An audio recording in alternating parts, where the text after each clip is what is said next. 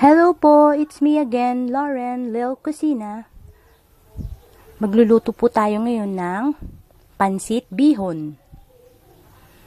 Ang mga sangkap na gagamitin natin sa ating pansit bihon ay meron po tayong chicken,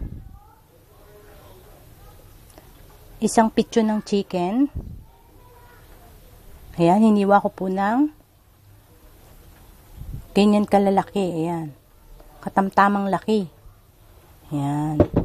Tapos meron po tayong chorizo. 2 pirasong chorizo po yan. Hiniwa ko po na maliliit.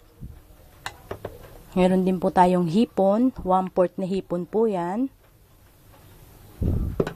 Tapos meron din po tayong pusit. 1/4 na pusit din po to. Hiniwa ko rin po ng maliliit. Meron tayong bawang, sibuyas. Ang gulay naman po natin ay meron tayong Baguio beans, chicharo. Ayan, chicharo natin. Carrot. Ayan, carrot. At ang ating pechay Baguio. Ayan. Meron din po tayong repolyo. Ayan. Repolyo natin. Maglalagay din po tayo ng paminta, soy sauce, konting asin. Pwede rin pong patis ilagay nyo. Ayan po. Ngayon po, una natin gagawin, magigisa po tayo. Bago tayo maggisa, yung ano po natin, pansit bihon. Ayan po, kalahating kilo pong pansit bihon. Ibabad nyo po muna to sa tubig bago nyo po siya. Tapos i-drain nyo po. Ayun, tapos bago po isama sa paggigisa natin para malambot na po yung ating bihon. Nahugasan na rin po siya kasi binabad natin. Ayan, bago tayo maggisa sa ating kawali, etong ano natin, pansit bihon natin, ibabad po muna natin sa tubig. Para mamaya, pag nilagay po natin siya rin sa ginisa natin, malambot na po siya. Ayan. Medyo baligtarin nyo lang po mamaya, para yung kabilang side mababad din po. Or, dadagdagan ko pa po yan mamaya ng tubig. Ayan. Para babad na babad po siya. Ayun, magigisa na po tayo.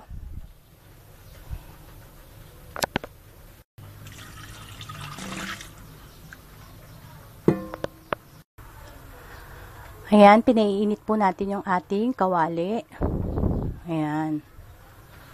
Hintayin po natin na uminit. Tapos maglalagay po tayo ng oil.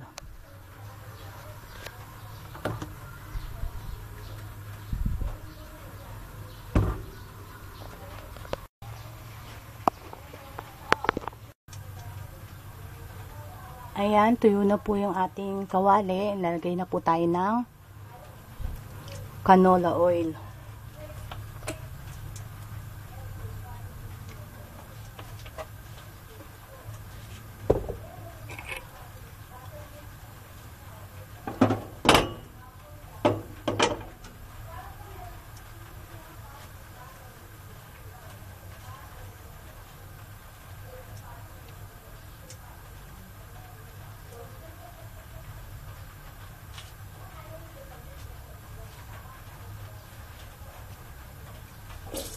Ayan, titignan po natin kung mainit na po yung ating mantika. Ayan, nakita nyo po, medyo bumubula-bula po. Ibig sabihin po niyan, mainit na po ang ating kawali. Pwede na po natin lagay ang ating igigisa. Ayan. Hinahin ko po ang manok. Ayan. Kasi pag inuna po natin ang bawang natin, tsaka sibuyas natin, masusunog po siya agad.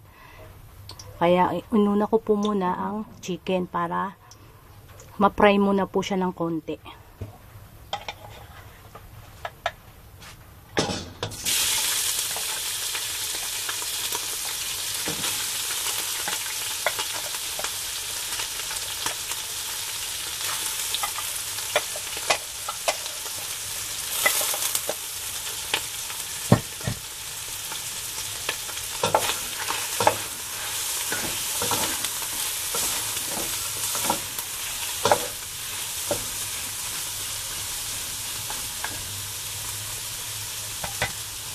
Yung chicken po pala natin, pinakuluan ko na po siya kanina. Tapos hiniwa ko po na maliliit. Ayan po. Ngayon yung ano natin, chicken stock natin, yan po yung isasabaw natin mamaya. Or ilalagay natin mamaya sa ating pansit.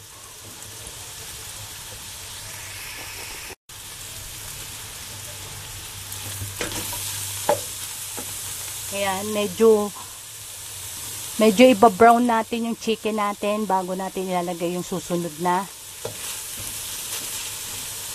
sangkap.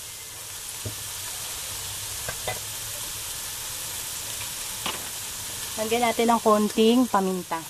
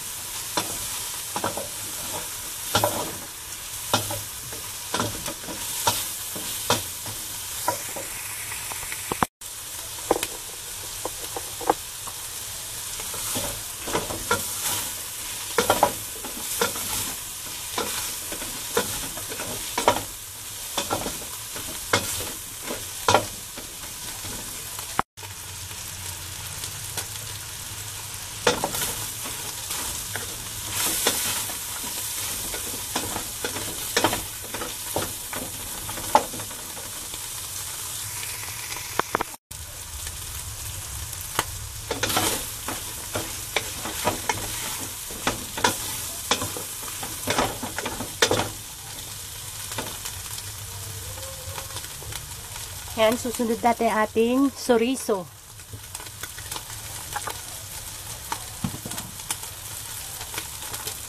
Ang ating pusit.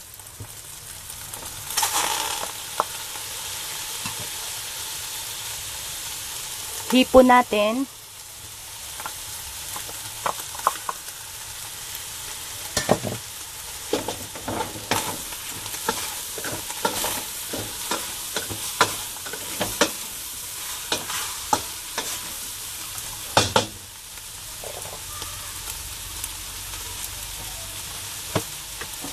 Nalagyan natin ng konting asin.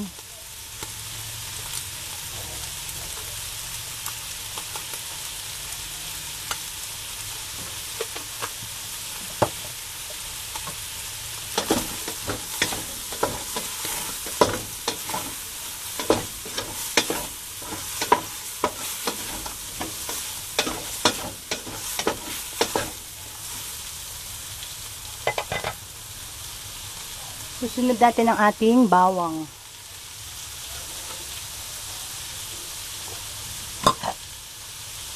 Sibuyas.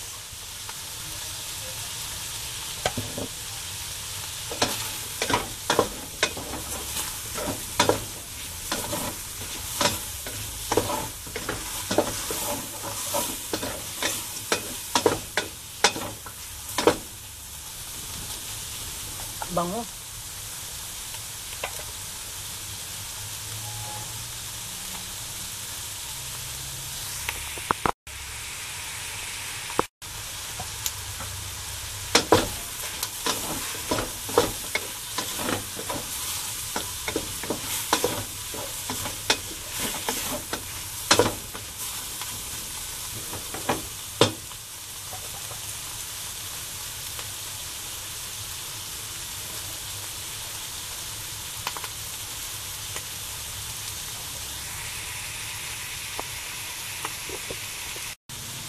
Ayan.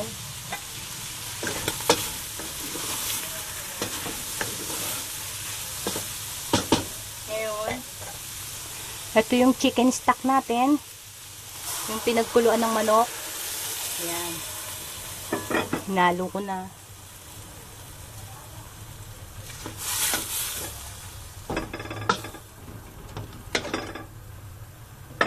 Hintayin natin yan na kumulo. Ayan, kulo na po. Ngayon, ilalagay na po natin dyan ngayon ang ating bihon.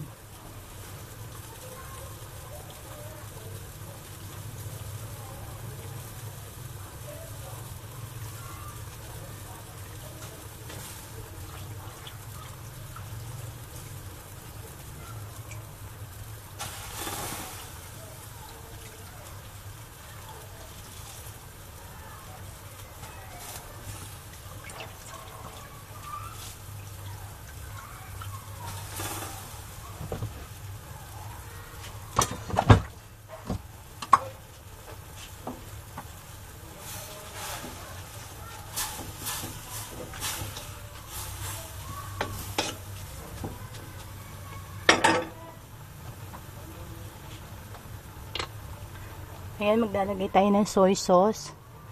Mga half cup.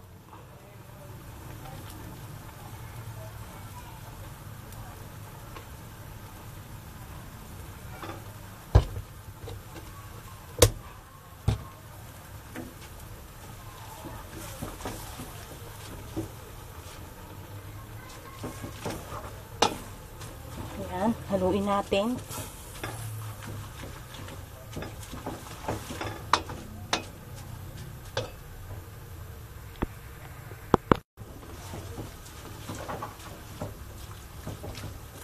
Oops, dandahan.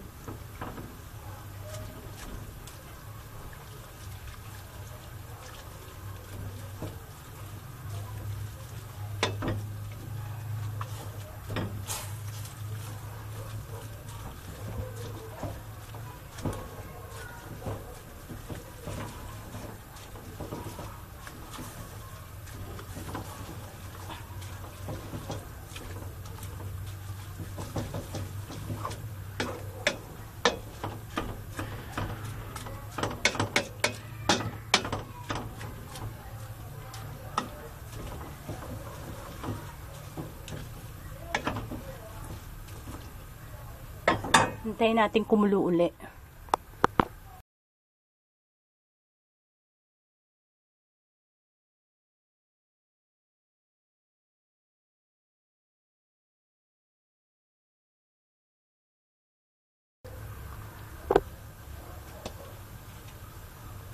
Ayan, lalagyan na natin ang ating mga gulay.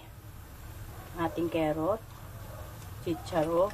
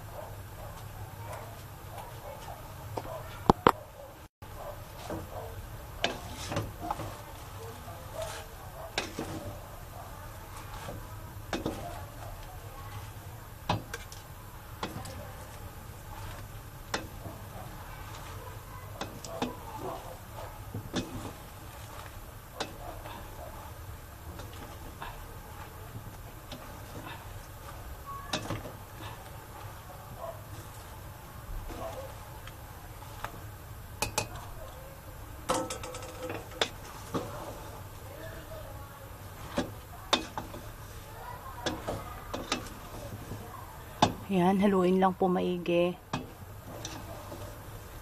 para magpantay po yung luto.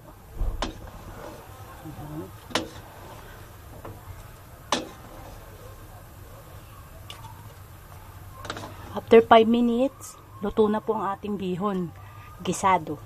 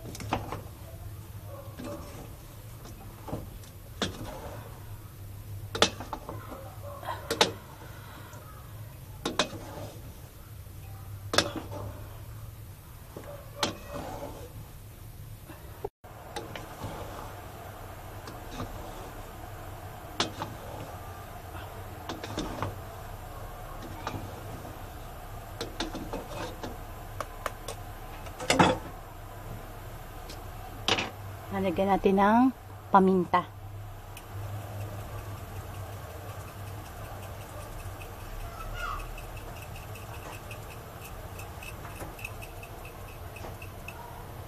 Yan. Sarap po kasi pag maraming paminta.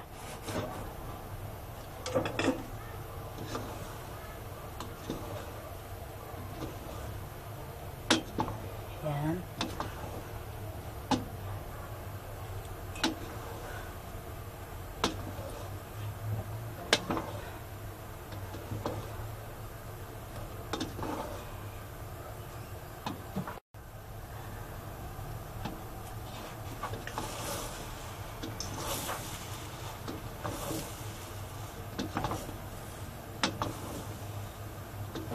Ayan, luto na po ang ating bihon gisado.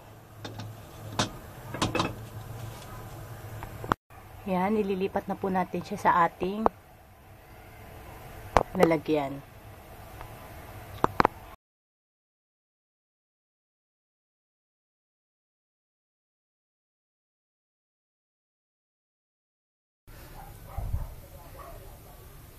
Ayun na po ang ating bihong gisado.